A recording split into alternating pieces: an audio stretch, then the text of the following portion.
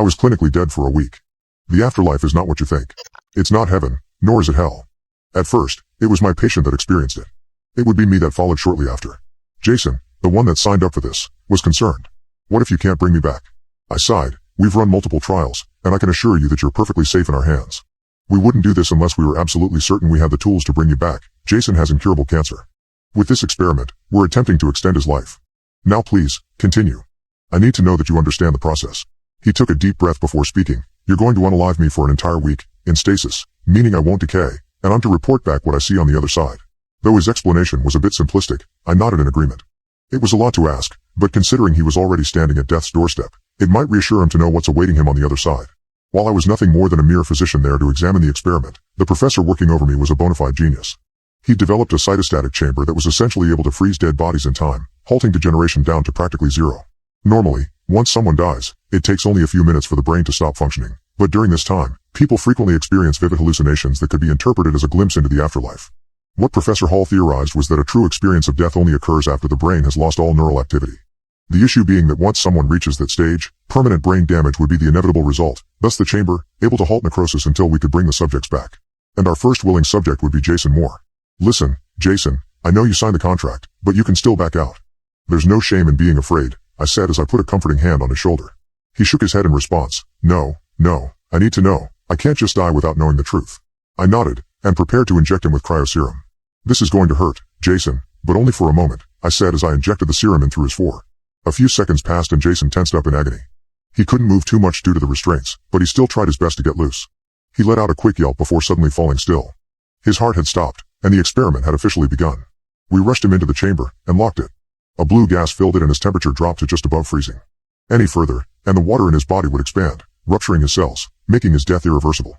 The low temperature combined with the serum would keep him in stasis for the next 7 days while we patiently waited, keeping a close eye on his status. EEG and ECG readings are negative. He's dead, doctor, one of the assistants said.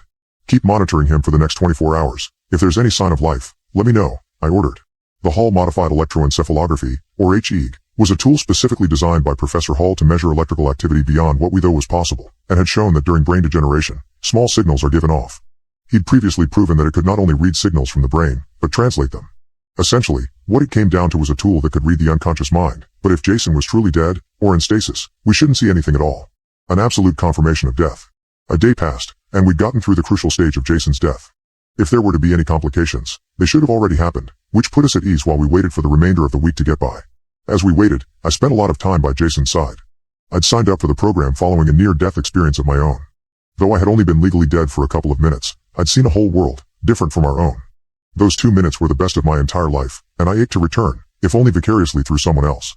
On the 4th day of the experience, we detected a small anomaly in Jason's HEEG reading. Just a blip, but enough to be concerned. We immediately called Professor Hall for help, asking if the signal could be translated, or if the machine had just malfunctioned. He took the readings back to his office, and we didn't hear from him for the next 2 days. As the 6th day rolled around, Professor Hall didn't even show up at the laboratory. Any attempt at calling him was met with an answering machine, and we quickly grew concerned by his absence.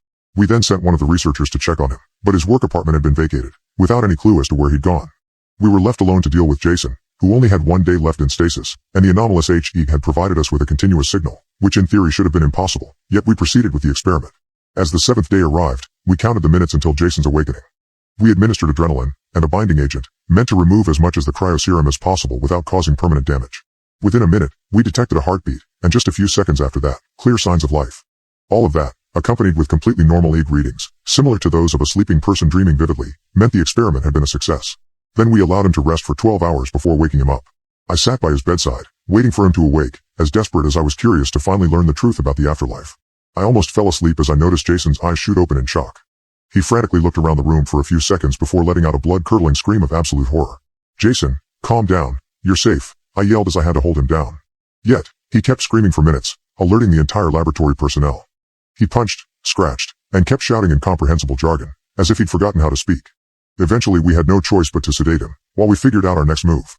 In the meantime, some of our co-workers were out looking for Professor Hall, who'd long since been reported missing by his family. We ransacked his office, and found his notebook, containing scribbles, and the anomalous HEEG we'd gotten during the experiment, folded inside the book. Most of the notes were just frantic writings hardly related to the HEEG itself, a panicked view into Hall's mind the last time he'd been seen. We shouldn't have done it. I'm sorry, repeated over and over again, without any explanation as to why he'd left. While no translation was available for the HE, Hall had taught me the basics, and with enough effort I managed to get a rough view into Jason's dead mind. I couldn't believe it at first, but I checked again, and again, and again, and the readings appeared to gather enough thoughts to fill 100 lifetimes, meaning that in the short 7 days Jason had been dead, he'd experienced several thousand years of suffering, enough to render him absolutely insane. After making sure I was reading the translation correctly, I was horrified to learn what Jason had seen on the other side. He'd seen nothing. For thousands of years, Jason had remained conscious on the other side of life, in eternal darkness, never experiencing anything other than his own thoughts. They've ran experiments in the past, anhedonic chambers devoid of light and sound, and that alone is enough to drive people mad in only a few hours, but Jason had suffered through it for millennia, all alone, with no chance of escape. I spent the next weeks looking over old records left behind my hall, where he'd recorded HE of deceased individuals as they decayed. While their readings were harder to interpret due to the nature of necrosis, with Jason as a control, I could determine that everyone ends up in the same place once they die. A world which is nothing more than a lonely void, occupied only by yourself and your deteriorating consciousness for all of eternity. Life is all there is, and death is utter, conscious, emptiness. There's nothing on the other side, no hell, no heaven, just nothing. And nothing is far worse than death itself.